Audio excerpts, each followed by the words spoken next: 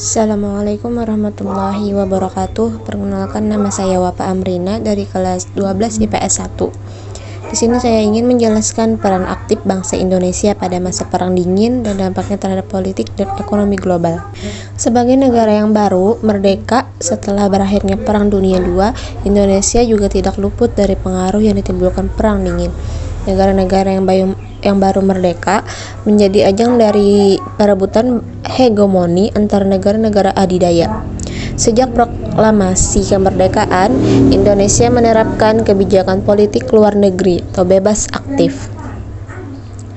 Adapun tujuan Indonesia tergabung ke dalam gerakan non-blok adalah sebagai berikut: meningkatkan kerjasama antar negara non-blok, terutama dalam bidang teknologi ekonomi. Hal ini kemudian diwujudkan melalui kerjasama selatan yang melibatkan negara-negara maju dalam pengembangan teknologi dan lembaga keuangan internasional untuk membantu perekonomian negara berkembang. Dalam bidang ekonomi, Indonesia membantu menyelesaikan masalah-masalah ekonomi internasional yang menunjang pembangunan berkelanjutan. Salah satunya diwujudkan dengan meningkatkan dialog utara selatan berdasarkan kepentingan dan tanggung jawab bersama, membangun semangat kemitraan, saling ketergantungan dan dapat saling memberikan manfaat. Pada 28 April sampai dengan 2 Mei 1954 diselenggarakan konferensi Kolombo di Sri Lanka.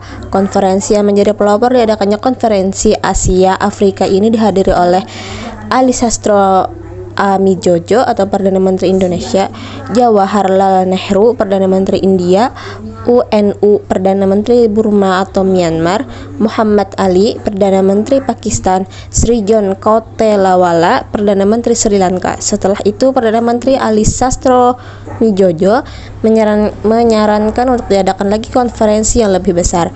Akhirnya pada 18 sampai 24 April 1955 saran dari PM Ali Sastro-Atmojo terrealisasi dengan diadakannya konferensi Asia Afrika di Bandung. Konferensi tersebut menjadi cikal bakal lahirnya gerakan non-blok. Konferensi Asia Afrika dihadiri oleh 29 pemimpin negara, 23 diantaranya dari Asia dan 6 dari Afrika. Terdapat 5 negara yang menjadi pelopor diselenggarakannya konferensi Asia Afrika ini. 5 negara pada konferensi Kolombo beserta perwakilannya menjadi pelopor diselenggarakannya konferensi Asia Afrika ini. Peran Indonesia selalu berkomitmen mewujudkan prinsip-prinsip GNB. Sikap ini secara konsisten diaktualisasikan Indonesia selama memegang kepemimpinan GNB pada tahun 1992 sampai 1995. Latar belakang struktur organisasi ASEAN merupakan singkatan dari Association of Southeast Asian Nations atau Perhimpunan Bangsa-Bangsa Asia Tenggara, didirikan pada 8 Agustus 1967 di Bangkok. Pelopor berdirinya ASEAN adalah Indonesia, Malaysia, Filipina, Singapura, dan Thailand yang masing-masing diwakili oleh Adam Malik, Menteri Luar Negeri Indonesia, Tun Abdul Razak, Wakil Perdana Menteri Malaysia, S. Raja Ratman, Menteri Luar Negeri Singapura, Narcisco Ramos, Menteri Luar Negeri Filipina, dan Tanat Khoman, Menteri Luar Negeri Muang Thai atau Thailand. Prinsip-prinsip ASEAN sebagaimana tertuang dalam Piagam ASEAN adalah sebagai berikut. Pertama, menghormati kemerdekaan, kedaulatan, kesetaraan, integritas wilayah, dan identitas nasional negara-negara anggota. Kedua, berkomitmen dan bertanggung jawab secara kolektif dalam meningkatkan perdamaian, keamanan, dan kemakmuran di kawasan. Ketiga, menolak agresi, ancaman, penggunaan kekuatan, atau tindakan lainnya dalam bentuk apapun yang bertentangan dengan hukum internasional. Keempat, menyelesaikan sengketa secara damai. Kelima, tidak mencampuri urusan dalam negeri anggota ASEAN.